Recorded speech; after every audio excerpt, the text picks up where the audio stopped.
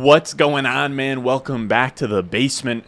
I'm Ron, and we spend a lot of time on this channel talking about the running back dead zone, where we should be fading running backs in that rounds 3 through 7 area. And that's a great strategy, great mindset to have. But on the other side of that, if we're not drafting running backs, what should we be doing in rounds 3 through 7? And for the most part, we should be drafting wide receivers. So I figured today would be a good idea to go on the other side of that and talk about the wide receivers that I'm targeting in the running back dead zone. So we're going to go over 5 must-draft running backs in this rounds 3 through 7 area that I think have big upside to smash in 2022. So with that being said, we're not going to waste any more time. If you enjoyed the video at any point in time, make sure you go down below, subscribe, leave a like. Let's go. Thirsty, trying to choose. I know I'm pretty cool. My nitty bag.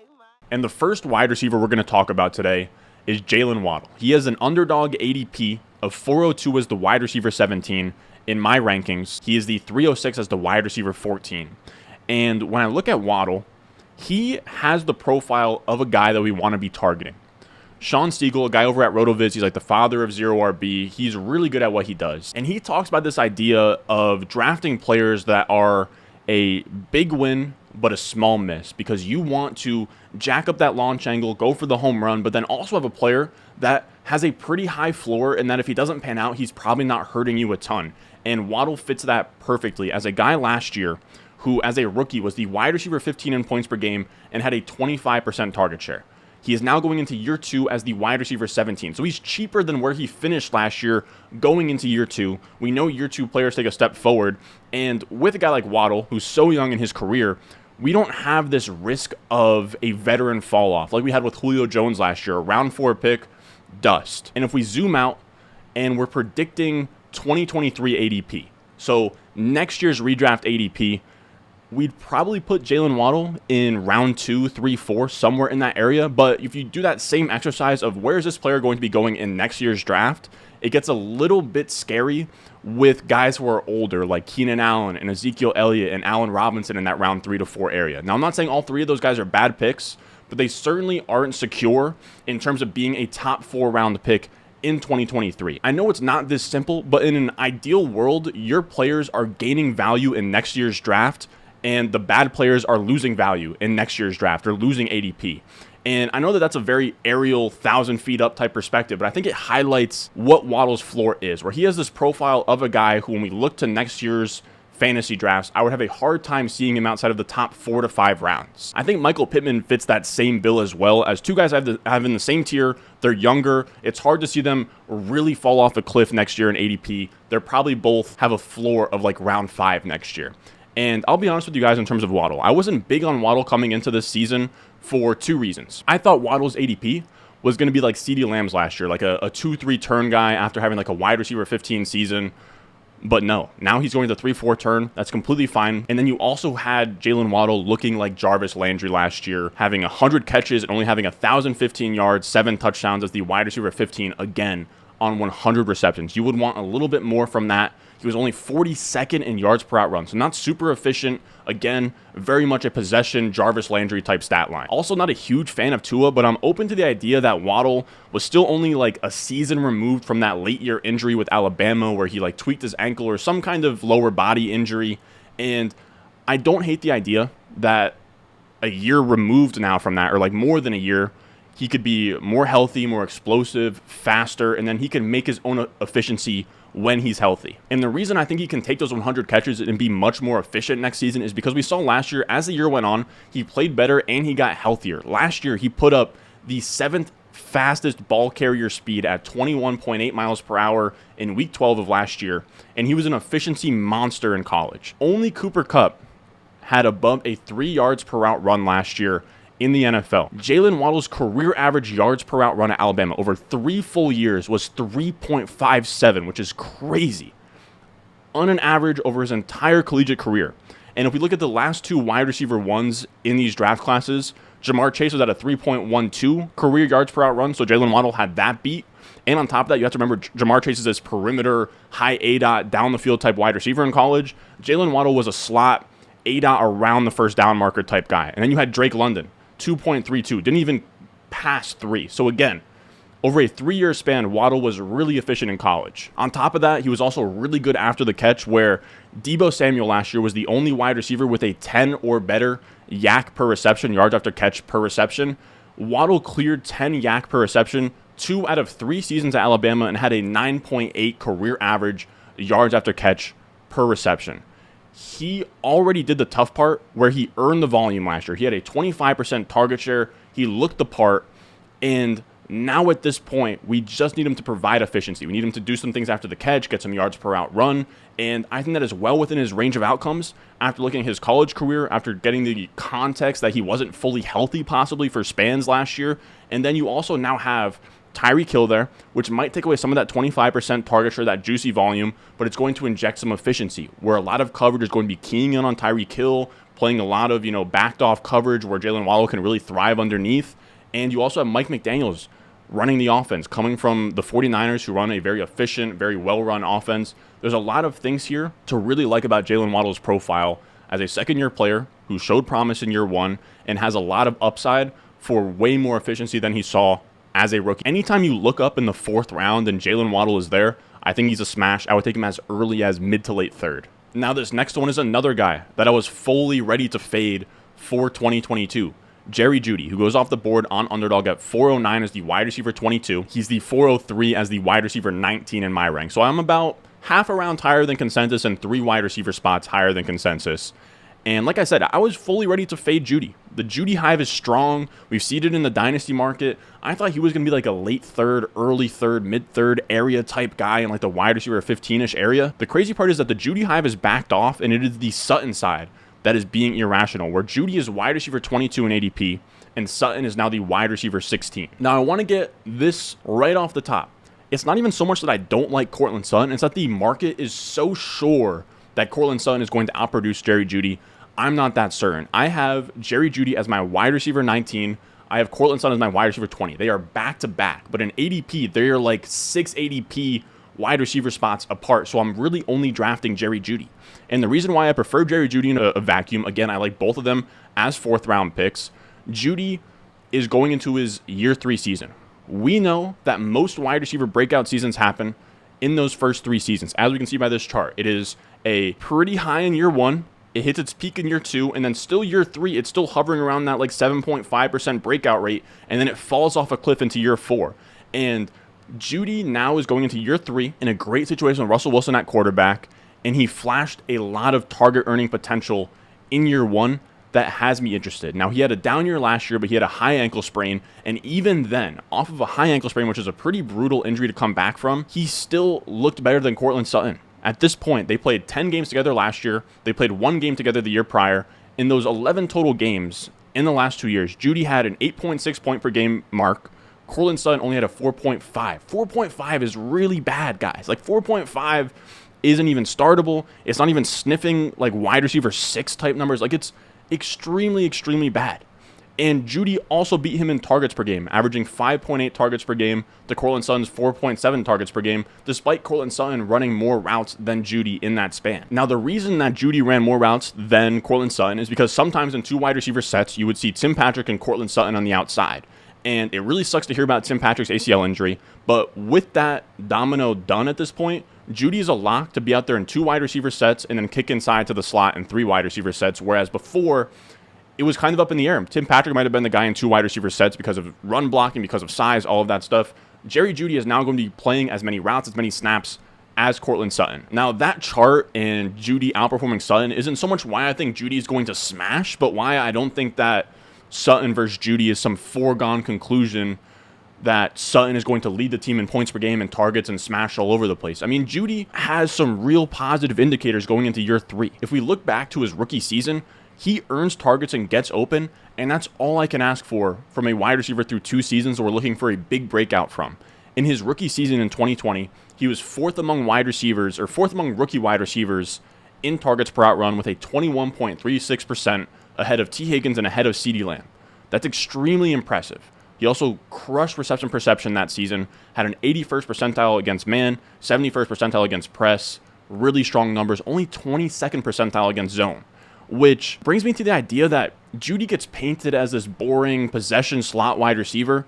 this reception perception data suggests that he's actually better at winning on the perimeter, which is man and press most of the time, than he is in the slot, which is against zone. So the narrative that Jeudy is this, like, people are almost looking at Jeudy as like Hunter Renfrow, as this like one-dimensional A-dot, like low A-dot slot wide receiver that benefits from check down quarterbacks like Teddy Bridgewater. Doesn't make any sense at all. And the idea that like Courtland Sutton is this perfect fit as a deep threat for Russell Wilson, which he may be, but the issue is that Jeudy was only playing this low A-dot or lower A-dot slot role last year because that's what he was asked to do. Jerry Jeudy's career average depth of target in the NFL is 13.2. His average depth of target is beyond the first down marker. And for reference, Metcalf's A-dot last year, DK Metcalf, one of Russ's favorite wide receivers, was 13.1, right in that same area. It was actually lower A-dot than Jeudy's career A-dot. And when we look at Sutton, Sutton's career A-dot is 14.4. It's just ahead of Jeudy, but it doesn't mean that Jeudy doesn't operate downfield as well. They both are utilized downfield. They're both going to benefit from Russ. It's not just going to be one player who fits inside this Tyler Lockett role. We just saw Russ in an offense with Lockett and DK Metcalf, two deep threats who were both simultaneously top 24 wide receivers. I really don't understand why the market seems to think that it is Sutton and Sutton alone that benefits from Russ. They are both going to be deep A-dot wide receivers. They're both going to be flirting with top 24 numbers. And this isn't to say that I don't like Sutton. I just don't understand the idea that Sutton is 6 wide receiver spots ahead of Jeudy in ADP when we haven't even seen what the situation looks like. So I think there's a lot of money to be gained from just betting on the uncertainty and taking the cheaper option in Jeudy, who's actually a year 3 player and is a lot more likely to smash in a big way. Now, again, I have Jeudy at wide receiver 19. I have Sutton at wide receiver 20. I am not that far off from ADP, but I can't draft Sutton anywhere because he goes way ahead of Jeudy. And if you think wide receiver 16 is fine for Courtland Sutton and he deserves to be 6 wide receiver spots ahead of Jerry Jeudy, and I'm being an idiot, then go put your money where your mouth is and draft him on Underdog. You can use promo code RON on Underdog. I'll have the link down below in the description, down below in the comments, where you can just click on it. It'll take you to the site. It'll put my promo code in, and it will match your first deposit up to $100. I know I've already made a pretty clear stand against the market with Jeudy at 13% and Sutton only at 1%. And if you think that should be swapped and I'm an idiot, feel free to scoop up all the Sutton you can. Feel free to put your money where your mouth is. There is a perfect tournament on Underdog right now. The puppy is still out.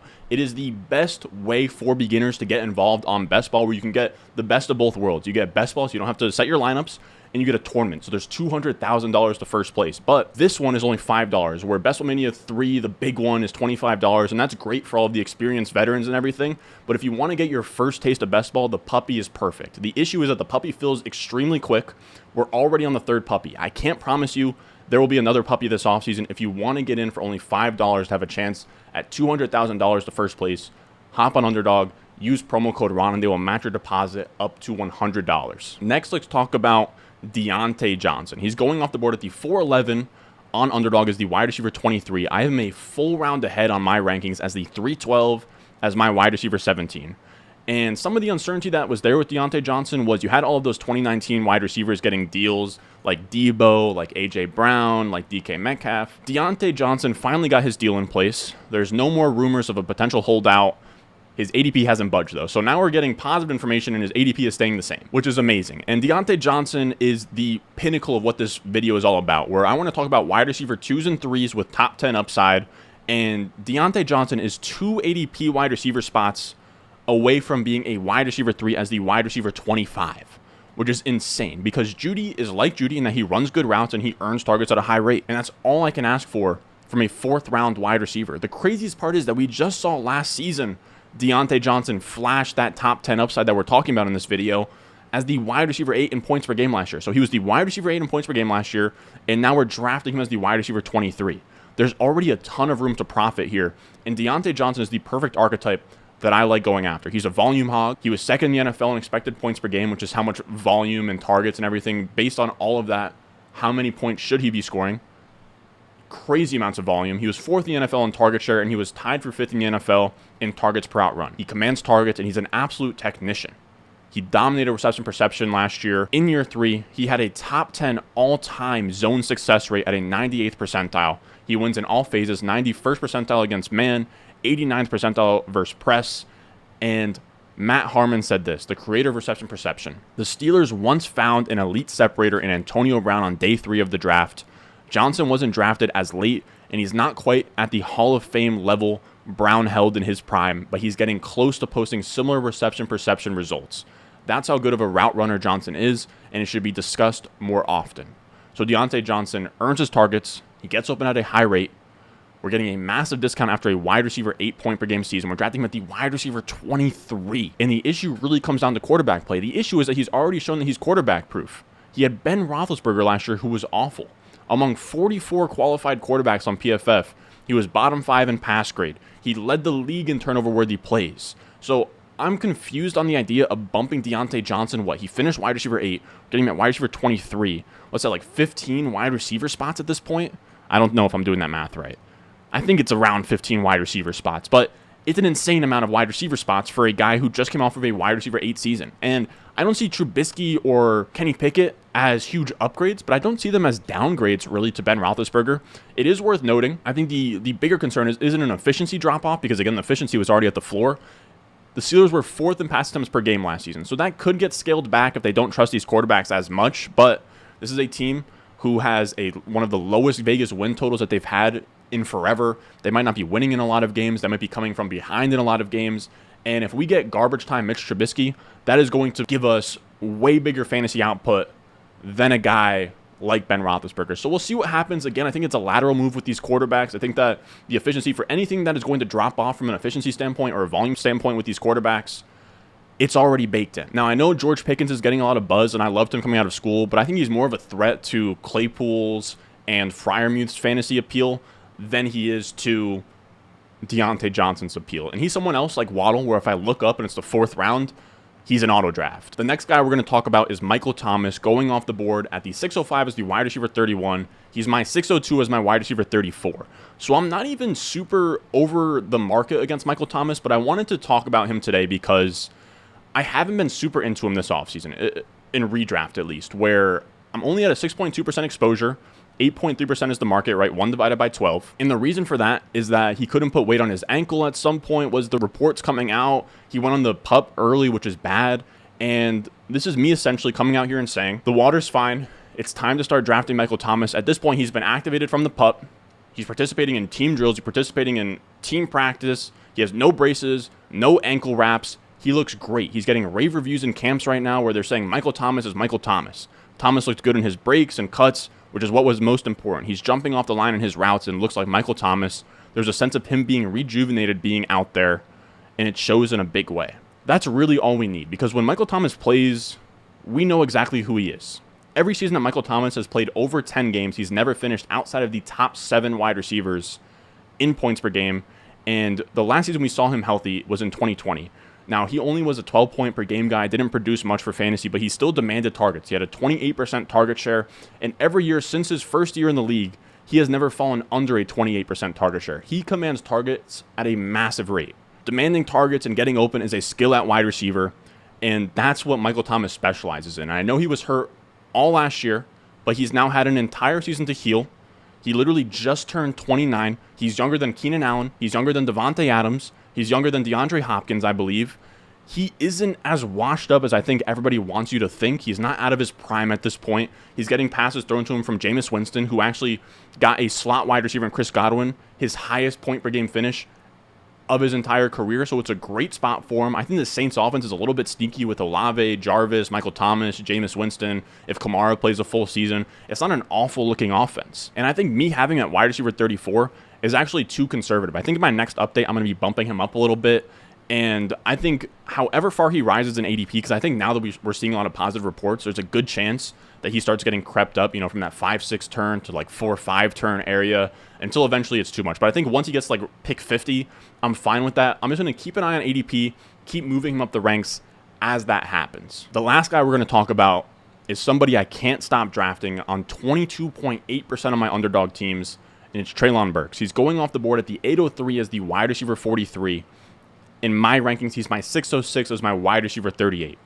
And again, it's kind of just that difference of philosophy where in those rounds 3 through 7, I want to be drafting wide receiver. Now, again, on underdog, he's going to fall to the 8th round sometimes. In some places, he does fall to the 8th round. But if you're in a draft with me, you're going to have to take him in the 7th round because I'll also be taking him in the 7th round. And I would rather be taking swings on guys like Treylon Burks than drafting guys like Elijah Mitchell or drafting guys like David Montgomery.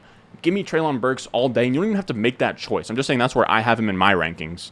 And I have him as this last wide receiver in a big tier of wide receivers that I'm targeting ahead of the dead zone. And I end up grabbing him a lot in round 7 and round 8. And the reason that I love drafting Treylon Burks is rookie wide receivers have been a cheat code for fantasy football over the last 3 or so years. We've seen league winners down the stretch last year, like Amon-Ra St. Brown, averaged like 25 points per game. If you had Jamar Chase in your championship game last year, you won your championship game. You had Jaylen Waddle be the wide receiver 15. The year before that, Claypool was great, Ayuk was great, Jefferson was great, T. Higgins was great. The year before that, A.J. Brown was amazing, so was Debo. You get a lot of players in their rookie years, and now players are just coming in ready to play and ready to produce. And not only that, but these wide receivers, these rookie wide receivers, they skew their scoring to later on in the season, which is great for 2 reasons. One is that the playoffs is where the money is made, right? We only are getting paid out first place, second place, maybe third place. So we want our scoring to be skewed in the back half. And the second reason why that's great, right? This chart shows that rookies are scoring more points as the season goes on, while veteran wide receivers are scoring less points as the season goes on. The reason we love that is because if we're drafting Treylon Burks in the 8th round, he's likely your flex or somebody you don't even have to start in week 1. So you're getting borderline flex production out the gate, and instead of drafting a wide receiver who's next to him that is just going to give you borderline wide receiver flex production for the entire season, like let's say maybe a Robert Woods or a Tyler Boyd or somebody in that area like a Christian Kirk, Treylon Burks is going to match similar production early on in the season, and then by week 10, week 11, week 12, you're now getting a guy with the upside to get better as the season goes on and be a top 15, top 10, top 20 wide receiver down the stretch. That's the kind of upside you unlock with a rookie wide receiver in this area. Now, everything I've said this far just supports rookie wide receivers. Now, why do I like Burks in particular? Well, I think his ADP has been deflated to this point because we have the camp rumors surrounding his asthma, conditioning, whatever. If you guys have been watching any of the camp reports, tapes, or whatever, he's looked great. His clips have been great. I know we don't want to take too much away from that, but he's looked fine in camp. There hasn't been any more reports of asthma or whatever. We're deeper into the summer. This is where stuff matters, and there's nothing to be heard about Treylon Burks and his conditioning at this point. And he's also one of the best wide receiver prospects in this class. He is 6'2", 224 pounds as a dynamic, taking handoffs out of the backfield type guy at Arkansas. He profiles like an A.J. Brown or Demaryius Thomas as one of these big hulking wide receivers with ball skills, can make people miss, is really dynamic. And he also produced like crazy in college. In the SEC, he outproduced Drake London and Garrett Wilson across all 3 years. You can say he kind of tied with Garrett Wilson in receiving yard market share in year 2, but they are back-to-back there. Then he goes 18th overall in the NFL draft, where the Titans trade away A.J. Brown for Treylon Burks to be almost a direct replacement for him. And on top of that, people say his film doesn't look good, whatever, with Treylon Burks. The guy that I look to for my film analysis is 1, the NFL, and they took him in the first round, and 2, Lance Zierlein. He's NFL.com's lead draft analyst. His grades are amazing. He gave Treylon Burks and Garrett Wilson his highest film grades in this class. He checks all the boxes. And we look at what the database spills out. So this is my RS grading system for wide receivers. It spits out Akeem Nicks and Kenny Britt as comps for Treylon Burks, which are solid. These big, thick, explosive wide receivers. Kenny Britt didn't pan out, but Akeem Nicks had a fine career of his own. He fits into a really solid spot as a prospect where you can start to pull comparisons from guys like Akeem Nicks, Demaryius Thomas, A.J. Brown, all these big hulking wide receivers that had a lot of success in the NFL. And when we talk about Treylon Burks and what his situation is for this year, all he has to compete with is a old, injured Robert Woods coming off of an ACL tear, Austin Hooper, and Nick Westbrook-Ikhine. That is it. If Treylon Burks is talented in any capacity, the targets are there for him. On top of that, he has maybe the best quarterback throwing to him of any rookie going in the first round. I mean, maybe Jameis is up there, obviously Sky Moore and stuff with Patrick Mahomes, but it's rare you see a first-round wide receiver go to a spot where they can catch passes from a good quarterback. And Tannehill is that. I know that there's some weird sentiment around him of like not being that great of a quarterback. He's been great. The last 3 years in PFF passing grade, he's been the QB8, the QB7, and the QB1. The past 3 years in adjusted yards per attempt, last year he was 20th. The year before that, he was 4th. The year before that, he was 1st. Tannehill is at the very least a good quarterback who is efficient. And that's all we can ask for with our rookie wide receiver. So I think it's a good situation for Treylon Burks to come into. He has the talent. He's a good prospect. I'm not buying any of the asthma stuff. I think that discount is actually perfect for us to buy. And at this point, he's somebody I want to be betting on. I already have done 2 redraft managed leagues this year.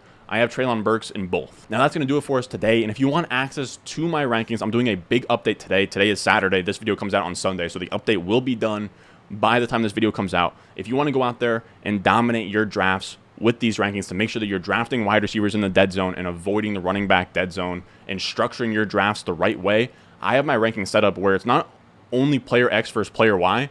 It's set up in a way so that you're drafting within structure without having to think about it too much, where I have my running backs and my wide receivers prioritized up top, and then as soon as the dead zone comes around, it's just a big wasteland of wide receivers that I would rather draft there to make sure you're filling the flex, to make sure you're dominating the flex over your opponent, and to make sure you're winning leagues in 2022. So that's going to be patreon.com/Ron Stewart. It'll be down below in the comments. It'll be down below in the description. You'll get access to my rankings. You'll get access to my weekly Fab waiver wire guidance article. You'll get access to my rest of season rankings. There's a ton of stuff on there, and it's literally just for $8 a month. So patreon.com/Ron Stewart. If you enjoyed the video at any point in time, make sure you get down below, subscribe, leave a like, and I will see you guys in the next one. I got the juice, I got the juice. 10-0, Chatham's on. Foolies glad I'm home. Even my haters kinda glad I'm on. Rest in peace to my vagabond. Rapper, song, singer, suspended, subpoena from Mr.